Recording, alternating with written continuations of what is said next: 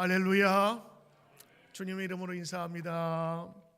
오늘 여러분과 함께 부활의 확실한 증거가 있는가라는 제목으로 하나님의 말씀 같이 나눕니다. 오늘은 사순절 5번째 주일입니다. 예수님의 십자가와 부활을 준비하면서 예수님의 뜻을 기리는 기간, 바로 사순절 중에 있습니다. 우리가 다시 사순절 시리즈 다시 복음으로라는 제목으로 함께 말씀을 나누고 있는데, 왜 다시 복음이냐? 복음만이 기독교의 존재 이유이며 기독교의 가장 중요한 사건이 되기 때문입니다. 오래 신앙생활을 해본 분이라면 다양한 설교를 들어보셨을 겁니다. 그 주제도 다양하지요. 믿음, 소망, 사랑, 교회, 인도, 확신, 능력, 성경, 기도, 성령이라 이런 주제를 따지면 정말 1년 52주간 남은 모자랄 정도로 너무 많은 주제가 있어요.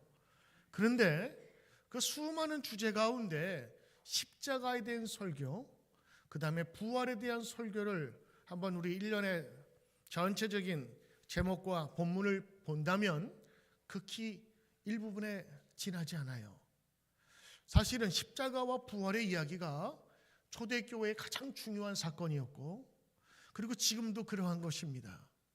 여러분, 던킨 도너스 가면 뭐가 제일 많아요? 도넛이 제일 많습니다. 던킨 도너스 갔는데 한식 찾는 사람 없고, 던킨 도너스 갔는데 왜 스테이크 안 나오냐는 사람 없어요. 던킨 가면 도넛이 제일 많아야 되는 거고, 피자집 가면 뭐가 제일 많아야 돼요? 피자 종류가 제일 많아야 되는 거예요.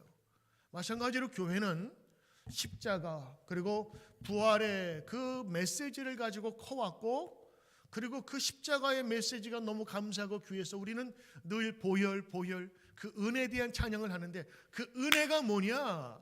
바로 하나님의 십자가의 은혜예요. 그리고 부활의 그 능력을 우리가 사모하면서 우리 신앙의 가장 기본을 갖춰요. 근데 왜 다시 복음이냐? 왜 다시 이 복음으로 돌아가야 되는가? 요즘에 교회의 많은 설교들도 이런 스쳐 지나가는 듯한 그런 메시지들이 너무 많다라는 겁니다. 이것은 옳은 것이 아닙니다. 특별히 부활절 찬양은 부활절만 부르잖아요. 부활절 설교는요, 세례식이다, 특별 찬양에다 밀려가지고, 저도 이번에 보니까 10분 설교해야 돼. 부활절날 부활의 메시지를 정말 전해야 되는데 순서가 많으니까, 그렇다고 예배 시간을 늘리면 또 짜증내시잖아요. 그래서 결국에 설교가 주는 거예요. 1년에 한 번 하는 그 부활절 메시지가 10분에 끝나버려요. 더군다나 우리는 또 EM 어린이 같이 하니까 한국말하고 영어하고 또 통역을 해야 되잖아요. 그럼 10분도 5분으로 줄어. 야, 이거 어떻게 해야 되죠? 정말 교회의 중요한 복음은 십자가와 부활인데, 이 부활과 십자가의 메시지가 그냥 절기 행사로 지나가 버리는 것처럼 되어버렸어요. 다시 복음으로 돌아가야 되는 이유는요, 십자가와 부활이 우리 성도에게 가장 중요한 신앙 고백인 거예요. 그리고 제일 잘 믿어야 되는 신앙의 고백이기 때문이죠.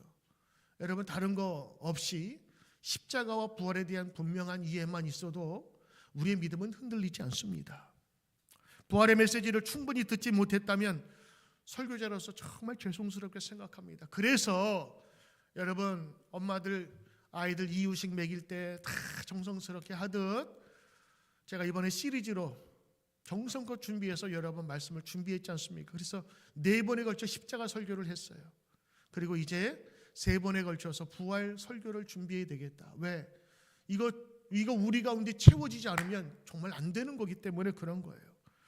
그래서 3번의 설교를, 부활절을 준비를 하는데, 제가 무엇을 말씀을 준비할까 하다가 3가지를 준비했어요. 첫째, 부활은 무엇인가? 부활은 진짜 사실인가? 믿을만 한가? 왜냐하면 여러분, 교인 중에서 부활 믿지 않는 사람들도 있습니다. 두 번째는 부활은 어떤 의미가 있는가? 그래, 예수님 부활하셨다. 그게 분명한 사실이다, 팩트다. 근데 그게 어떤 의미가 있는가? 무슨 의미가 있길래 예수님의 부활 사건이 지금까지도 많은 사람 앞에서 회자되고 있는가? 그거 알아야 되겠죠. 세 번째는, 그러면 그래요, 예수님 부활하시고 의미가 있다 칩시다. 나한테 의미가 없으면, 나와 연관되고 상관되지 않으면 그건 아무것도 아니에요. 아무리 좋은 대학, 아무리 좋은 강연이 있을지라도 나와 내 자식이 연관이 없으면 그건 다른 학교예요. 내 모교가 아니라고. 부활신앙도 마찬가지로 지금 나와는 연관이 있어야 되는, 그래서 세 번째, 부활신앙이 우리와 어떤 연관을 가지냐, 우리 삶을 어떻게 변화시키느냐에 대해서 세 가지 주제를 가지고 부활 설교를 해야 되겠다 그랬어요. 잘했어요? 아멘.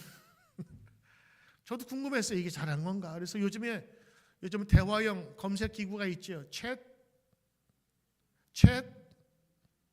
잘 모르시네요. 챗 GPT라고. 챗 그러니까 챗 GPT라고 여러분 대화형 검색하는 도구가 좀 생겼잖아요. 그래서 제가 부활절 설교를 준비하려고 그런다. 어떻게 준비하면 되겠니? 317을 내가 3번을 준비하려고 그랬는데 딱 쳤더니 얘가 딱 나오더라고요. 근데 제가 굉장히 놀랐어요. 깜짝 놀랐어요. 제가 준비한 3가지를 정확하게 얘가 얘기하는 거예요. 첫째, 부활이 무엇이고 부활의 역사성. 그 다음에 두 번째가 부활은 어떤 의미가 있으며 그 의미가 어떻게 계속 전승되어 왔는가. 세 번째가 부활은 지금 우리의 상황과 무슨 연관이 똑같죠. 똑같잖아요. 그래서 제가 깜짝 놀랐어요. 왜냐하면 설교와 목회만 30년 한 저의 생각과 똑같이 대답했기 때문에 놀란 거예요. 그거 보면서 요놈 봐라 그런 생각이 드는 거예요. 그러면서도 한편으로는 다행이다라는 생각이 드는 거예요. 누구나 다 인정할 수 있는 그 검색 기구가 그 로봇이 내가 생각하고 부활 메시지를 전하고 싶은 것과 같은 결론을 내니까 그래도 내가 잘했구나라는 생각이 드는 거예요. 오늘 여러분에게 드리는 이 설교는요, 챗 GPT가 인정한 오늘 설교의 내용입니다. 자, 오늘 여러분 첫 번째입니다. 부활의 역사성 그리고 그 중요성 그 무엇이냐 먼저 좀 물어볼까 해요. 여러분 부활을 믿습니까? 부활 믿으십니까? 여러분 죽었다가 사람이 사는 것도 믿으십니까? 모르겠죠. 죽으면 대부분 다 가시던데. 근데 죽었다 살아나는 거 이게 부활인가? 그러니까 여러분 부활이 뭐냐 그러면 He is risen. 다시 살아나셨다. 그래서 우리 머릿속에는 뭐가 있냐면 부활 그러면 다시 살아나는 거예요. 사셨네 다셨네 예수 다시 사셨 다시 살아나는 게 부활로 우리들은 그렇게 찬양하고 알고 있는 겁니다. 그래서 부활 그러면 다시 살아남. 사람이 다시 산다고요. 그게 부활로 우리는 알고 있는 거예요. 그런데요, 다시 살아났다고 해서 그거를 부활이라고 얘기하진 않아요. 다시 살아났다면 얼마나 오래 죽었었는가, 그리고 얼마나 오래 다시 살았는가를 살펴보아야 되지 않겠습니까? 더 자세하게 보자면 의학적인 용어로요, 병원에서 쓰는 말입니다. 심장 박동이, 심장이 이렇게 하다가 탁 멈췄어요. 죽은 거죠. 그러다가 다시 뛰는 거예요. 이제 그런 상태를 뭐라고 하냐면 심장이 정지됐다 그래요. 그래서 cardiac arrest라고 그렇게 용어를 쓴답니다. 그 다음에 이 사람이 사망하고 나중에 다시 소생하는 경우에 그 다시 사는 경우에 이를 심폐정지되었다 그래요. 그래서 cardiopulmonary arrest, 참 어려운 단어인데 이 심장이 정지되었다는 것이고 CPA라고 그래요. 그 다음에 심장이 정지되었을 때 이걸 살리기 위해서 심폐소생술이라고 그러죠. 그래서 위에 올라가서 막 심장을 막 누르면 심장이 얘가 놀래가지고 아파 그러다가 깨나는 거예요. 그게 여러분 그 CPR이라고 해가지고 그걸 다시 살리는. 그래서 아니면 병원에서는 더 큰 충격을 주는 거예요. 사람이 눌러도 안 되니까 전기 충격 한 100V, 200V를 한꺼번에 빵 주면 이 심장이 근육이 갑자기 엄청난 압력과 충격을 받으면서 얘가 펄떡 다시 깨는 거예요. 여러분 그게 바로 그 CPR 그래라고 해서 심폐를 소생시키는 거죠. 그래서 막 누르면서 거기에 있는 피를 다시 한번 눌러줘서 여기에 있는 피가 다시 돌게 하는 거예요. 심장이 안 뛰면 온몸에 피가 돌아가진 않아요. 특별히 뇌에 피가 가야 되는데 뇌로 피가 가는 게 4분에서 6분만 안 가잖아요. 그러면 뇌가 기능을 상실해요. 손상이 일어납니다. 그때부터 작은 부패가 일어나고 그 다음에 피가 장기에 가지 않으면 장기가 훼손돼요. 그래서 그 골든타임을 놓치게, 골든타임이라고 그랬잖아요. 골든타임을 놓치게 되면 살아나긴 살아나도 후유증 때문에 건강한 삶을 살지 못하는 거예요. 사람이 죽었나 살았나를 볼 때 어딜 보죠? 여길 만지죠. 심장이 안 뛰면 죽은 거예요. 그런데 가끔 병원에서 보면 분명히 죽은 환자예요. 그래서 의사가 와가지고 이 CPR 하고 막 하면 어떨 때는 다시 살아난다고요. 그런데 그렇게 살아나는 거를 와 부활했다 이렇게 얘기해요? 난 그런 거 한 번도 못 봤어. 의사가 살려냈단 말이죠. 죽었다가 다시 살아난 거예요. 그때 사람들이 와 부활했어 이런 말 안 쓴단 말이죠. 뭐라 그래요? 다시 살아났어. 자, 우리가 부활절 때 예수 다시 사셨어 하고 병원에서 심장이 멎었다가 다시 산 사람한테 다시 살아났어와는 같아요?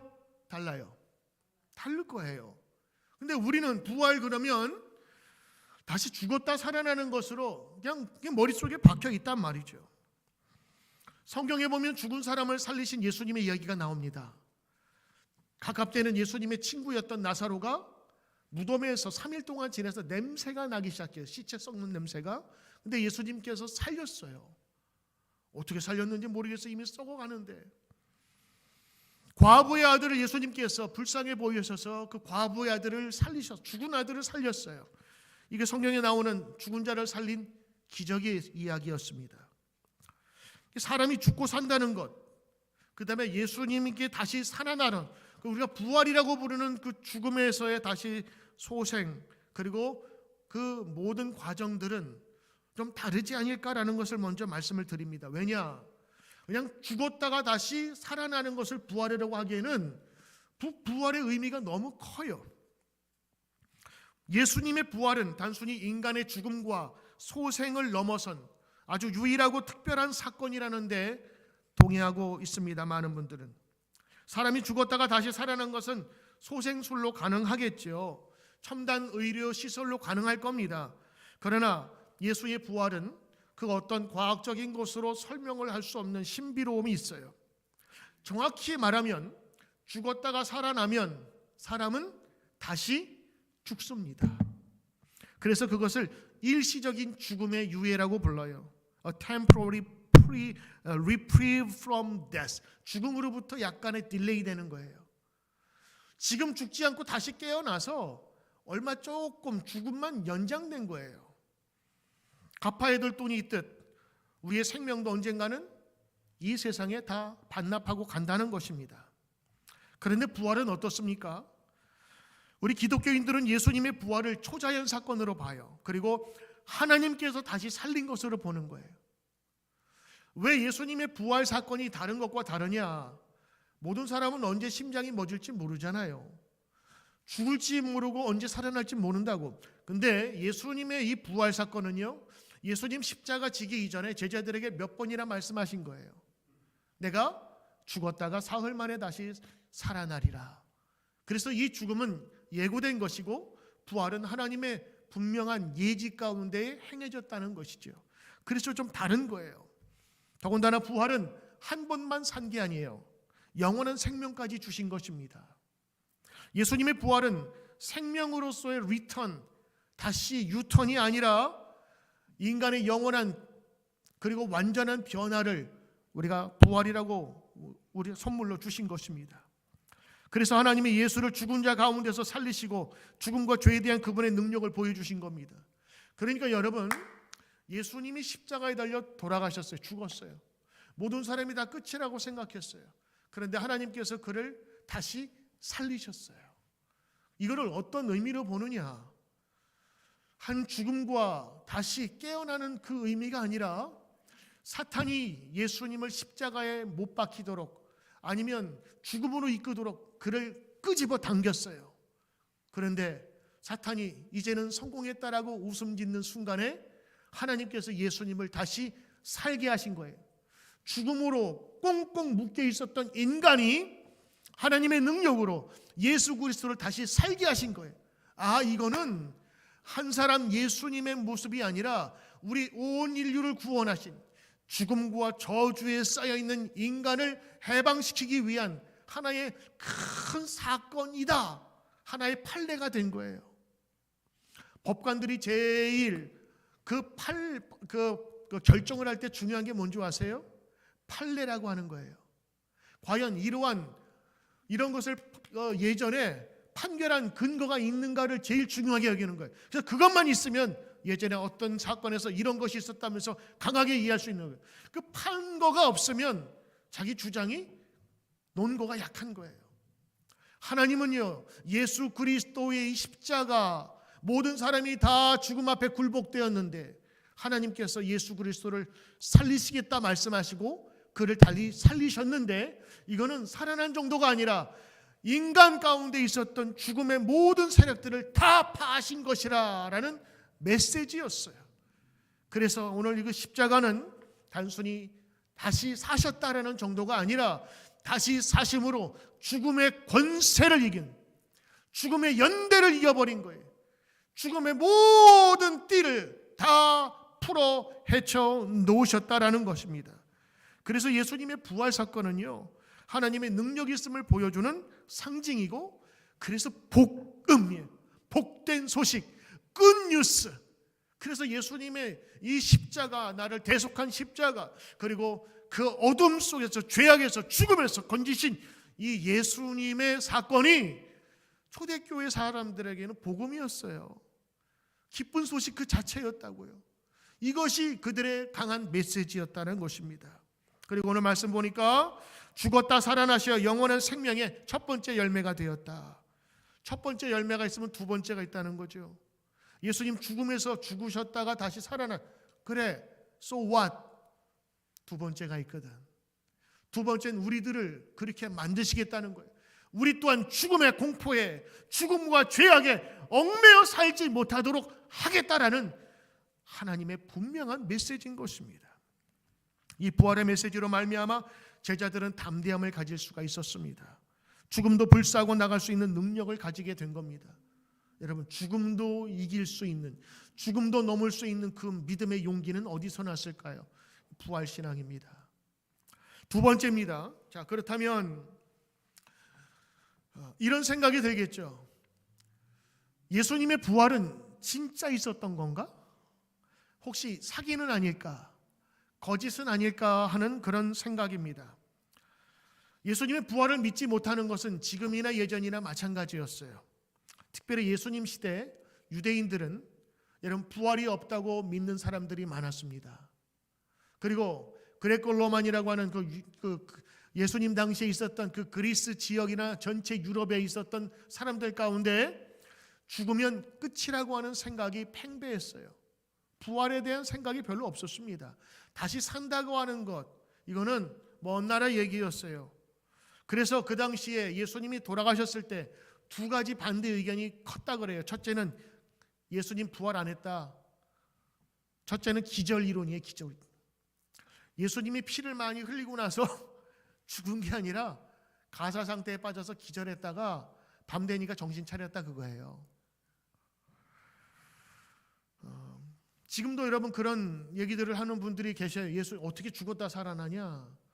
그리고 그것이 어떻게 가능하냐? 두 번째는요, 제자들이 무덤에서 예수님의 시체를 가지고 갔다라는 겁니다. 훔쳐갔다라는 거예요. 그래서 예수가 부활했다라는 것을 저들이 꾸며서 거짓으로 만들려고 한 것이다. 근데 그 왜 그랬어요? 예수님이 수차례 얘기했거든요. 내가 죽었다가 다시 살 것이라. 그런데 누가 또 알았냐면 로마의 당국자들이 알았어요. 그래서 예수님 돌아가셨을 때 무덤이잖아요. 거기는 무덤 끝나면 집에 다 가는 거예요. 무덤가에 얼씬도 안 가래. 근데 거기 누가 지키고 있었어요? 누가 지키고 있었어요? 로마의 병정들이, 로마의 군인들이, 정규 군인들이 거길 지키고 있었다고요. 그것도 한 사람이 아닌 짝을 이루어서 분대가. 이거는 무엇을 뜻하는 거예요? 제자들이 혹시 가져갈까 봐 군대를 보내어서 지키게 한 거예요. 그러니까 여러분, 로마의 지도자들도 그럴 줄 알고 대비책을 세운 거죠. 그런데 말입니다, 오늘 예수 부활에 대한 역사적 증거가 뭐냐라는 것을 얘기할 때 두 가지가 인용돼요. 첫째는 빈 무덤입니다. 무덤이 빈 것이 왜 증거냐? 두 번째는 예수님께서 제자들에게 나타나시고 수많은 믿는 자들에게 나타나신 것이 역사적 증거가 된 거예요. 영국의 버밍엄 대학에서 철학 박사, 또 독일 뮌헨 대학에서 신학 박사를 받고 지금 탈보 신학교에서 철학 연구 교수로 재직 중에 있는 윌리엄 레인 크레그라는 그런 박사님이 계세요. 이분은 예수 부활에 대한 방대한 책을 썼는데 예수 부활이 역사적인 사실인 것을 증거하는 몇 가지를 들었어요. 첫째, 예수님이 십자가에 못 박혔을 때 누구의 무덤에 장사되었죠? 아리마대 요셉이라는 사람의 무덤에 장사됐어요. 거기 새 무덤이었습니다. 자기가 죽으면 들어가려고 했던 아주 명망 있는 사람이었고 돈 많은 사람이었어요. 더군다나 산헤드리라고 하는 지금의 국회에서 예수님을 죽이라고 명령하고 판결했기 때문에 예수님이 십자가에 죽었잖아요. 그 산헤드린의 의원 중에 한 명이 요셉이라는 사람이었어요.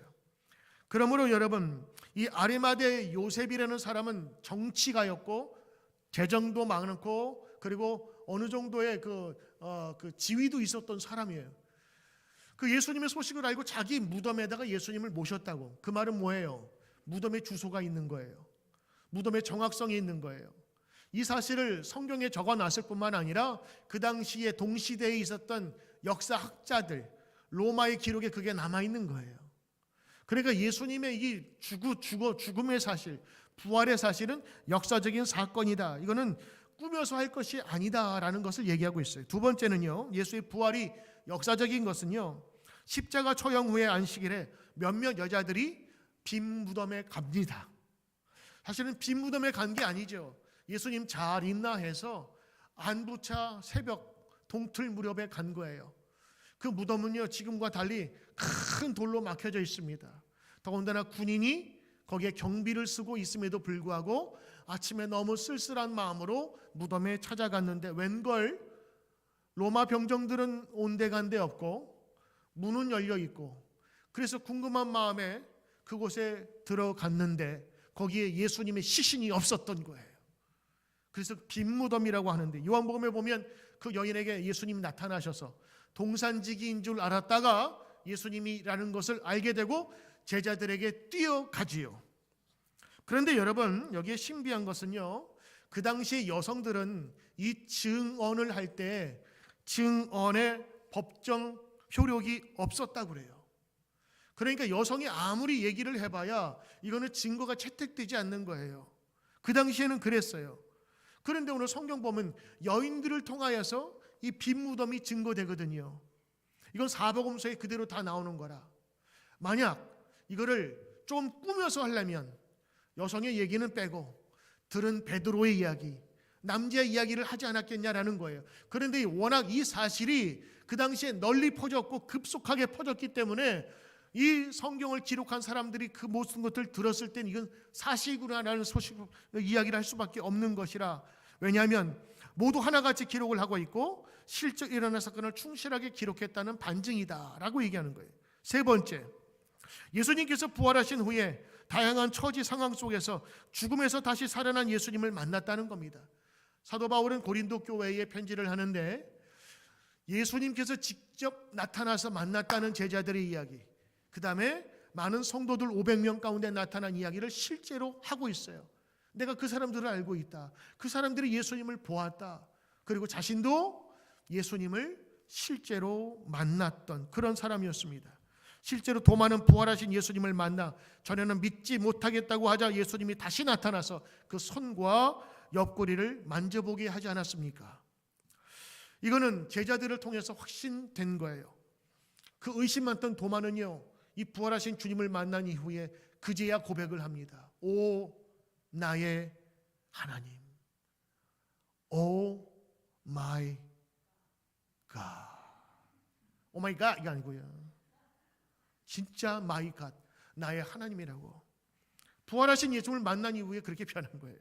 네 번째는요, 제자들이 이전에는 믿지 못했던 사실, 이게 진심으로 믿어진 거예요. 당시 유대인들 생각에는요, 죽은 자가 다시 살아난다는 개념을 인정하지 않았어요. 근데도 하나님이 예수님을 살리셨다는 사실이 믿어지게 된 거예요. 신약학자 존 론 존슨은 이렇게 얘기했어요. 초대교회 같은 엄청난 전도와 부흥의 움직임의 어떤 운동이, 무브먼트가 일어나려면 이 사람을 송두리째 바꾸어 놓는 어떤 강력한 체험이 아니고는 안 된다라는 거예요. 이거는 여러분, 초대교회가 이렇게 성장한 거는 그냥 거짓말 몇 명이 해가지고 된 게 아니라는 거예요. 그들의 인생을 완전히 변화시킬 만한 확실한 무언가 체험이 있게 됐는데, 바로 그게 부활 사건이라는 거예요. 예수 십자가 못 박히셨을 때 제자들 다 도망가 버렸어요.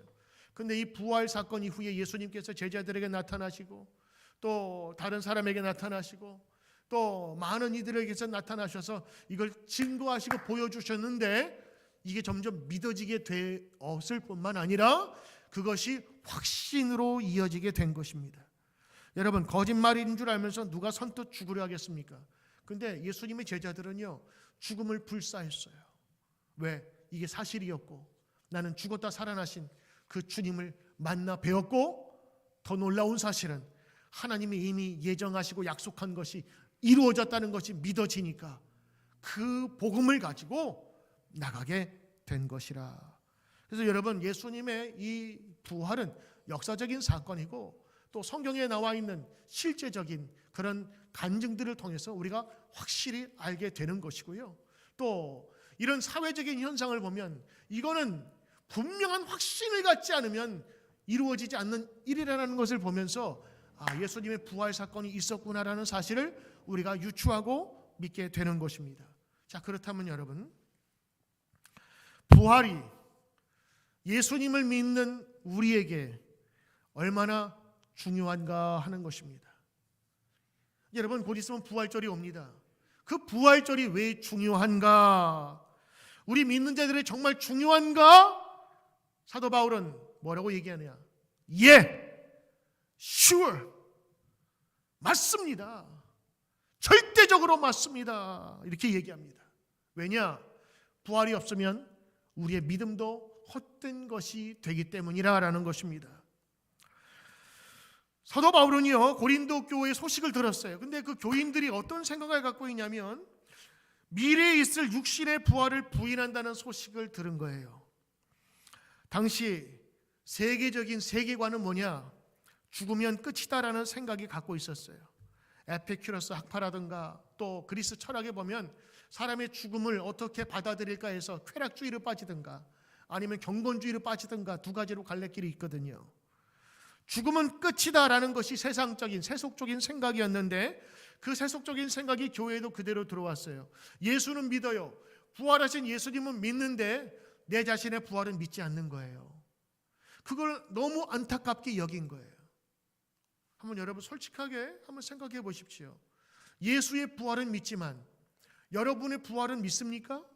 글쎄요. 아마 그거는 여러분의 개인의 판단의 차이는 있겠습니다만, 아마 이 자리에, 아마 영상을 통해서 듣는, 설교를 듣는 분들 중에도 나의 부활에, 그 미래의 육신의 부활에 대한 소망이 없는 사람이 있을지도 몰라요. 죽으면 끝이지. 사도 바울이 충격적으로 느꼈던 것은 예수님의 부활을 확신하는 크리스천들 사이에서도 자신들이 육신으로 부활할 것을 믿지 못하는 사람들이 존재했던 겁니다. 그래서 거기에 아주 강한 필체로 지금 이야기하고 있어요. 바울은 자신의 육체적인 부활은 믿지도 않으면서 예수님의 부활을 믿는 것은 결코 있을 수 없다고 얘기하고 있습니다. 만약 크리스천이 장차 경험할 육신의 부활을 믿지 않는다면 이는 그리스도가 죽음에서 다시 살아났음을 부인하는 것과 동일하다라는 것입니다. 아니, 예수님의 부활, 죽었다 다시 사는 것도 믿지 못하는데 내가 다시 사는 것을 어떻게 믿냐는 거예요. 그러므로 그분의 부활은 하나님의 백성에게 왜 중요한지를 다시 한번 우리에게 보여주고 있어요. 17절 로마 고린도후서 5장 17절 말씀입니다. 그리스도께서 다시 사신 일이 없으면, 예수님이 다시 안 사셨으면 너희의 믿음은 헛것이라는 거예요. 예수님이 사신 일이 없으면, 부활이 없으면 너희 믿음은 헛것이라. 그러니까 영어로는 vain이라고 그러죠. 텅 빈 거예요. 빈털털이 아무것도 아닌 거다라고. 모양만 있지 속에 아무것도 없는 거예요. 너희가 여전히 죄 가운데 있을 것이라. 오늘 사도 바울은 엄청나게 강하게 얘기하는 겁니다. 부활을 믿지 못하고 부활이 너희 가운데 없으면 너희 믿음이 아무것도 아니다. 십자가에 죽은 이후에 하나님께서 예수를 살리신 것은 영원한 승리를, 영원한 기쁨을 주기 위한 하나님의 약속이었는데 그거 믿지 못하면 안 된다라는 것입니다. 하나님은 죽은 자 가운데서 예수를 다시 살림으로써 우리 죄를 대신하여 십자가에서 치른 대가가 온전하게 성취된 것을 이루게 하셨어요.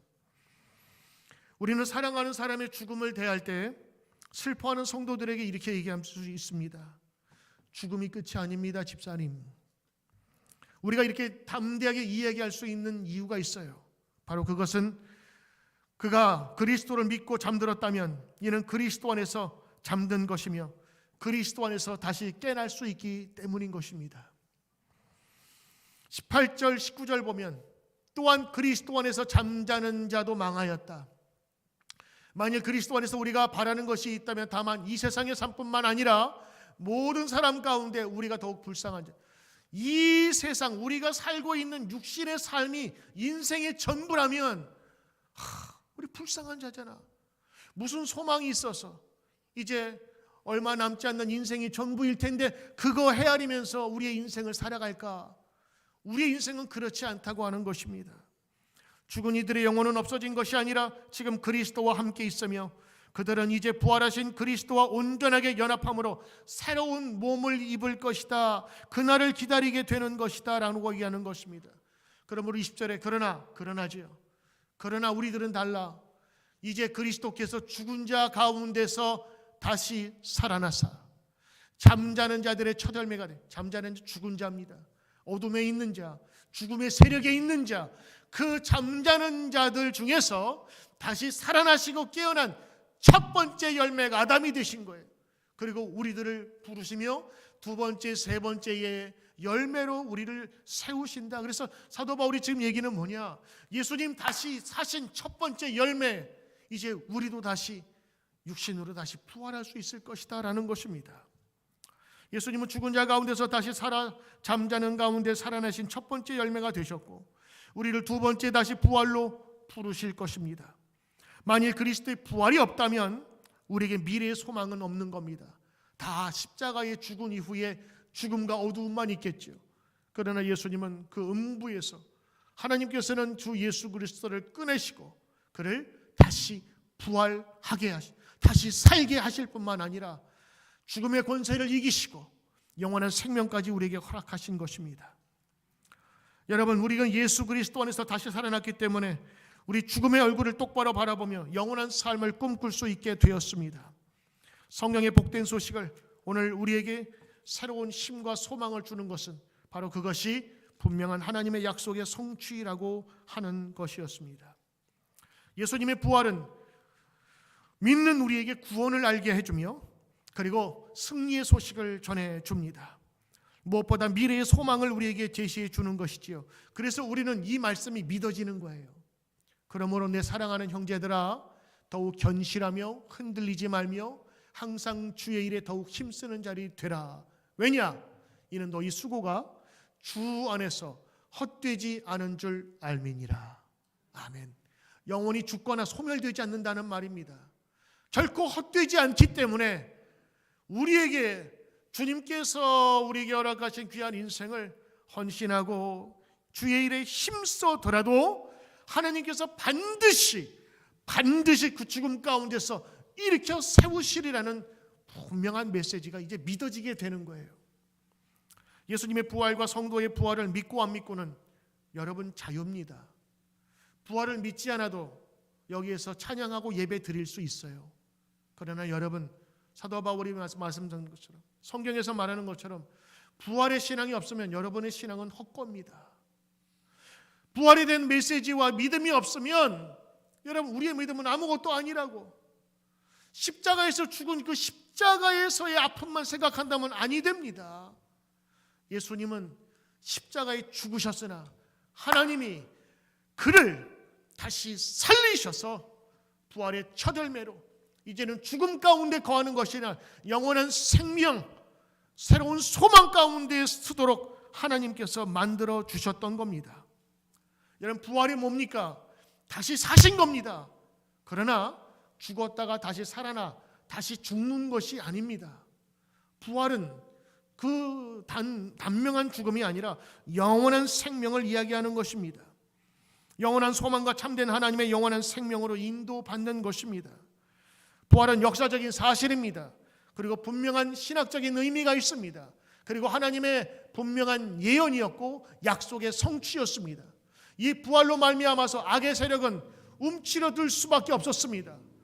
예수 십자가 죽음 이후에 승승장구하던 이 마귀의 머리를 짓이겨 버리고 승리한 것이 바로 예수님의 부활입니다.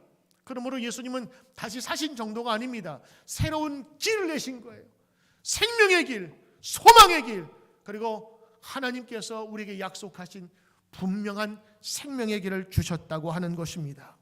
이 부활은 예수님의 제자들에게 나타났고 예수님의 제자들의 삶을 변화시켜 버렸어요. 그래서 부활신앙은요, 내가 믿는 정도, 아는 정도가 아니라 부활신앙은 우리의 인생을 바꾼다니까요. 이제 제가 오늘 첫 번째 시간으로 여러분 간단하게 말씀드렸고, 두 번째, 세 번째 시간을 통하여 예수 믿는 사람, 특별히 부활신앙을 가진 사람이 어떻게 그의 삶이 변했는가를 자세한 간증과 또 내용을 통해서 부활신앙이 중요한, 그리고 왜 그렇게 살아가는지를 말씀을 드리고자 합니다. 오늘 말씀을 마칩니다. 여러분, 부활은 역사적인 사건입니다. 부활은 예수님께서 다시 사건만이 아니라 새로운 길을 여신 예수님의 축복의 선물입니다. 오늘도 부활신앙으로 새로운 능력과 소망을 가지시고 죽음과 어둠의 공포에 있었던 분들이 이제는 예수의 부활을 쫓아 두 번째 열매로 당당하게 발을 내딛는 주의 백성 되시기를 주의 이름으로 축원합니다. 아멘. 기도합니다. 하나님, 오늘 우리에게 새로운 생명 주심에 감사합니다. 예수님을 따라 저희도 부활할 수 있는 하나님의 귀한 제자가 되도록 인도하여 주시옵소서. 승리하고 그리고 용기를 주시는 하나님의 분명한 약속이 있기를 간절히 소망하며 예수님의 이름으로 기도드리옵나이다. 아멘.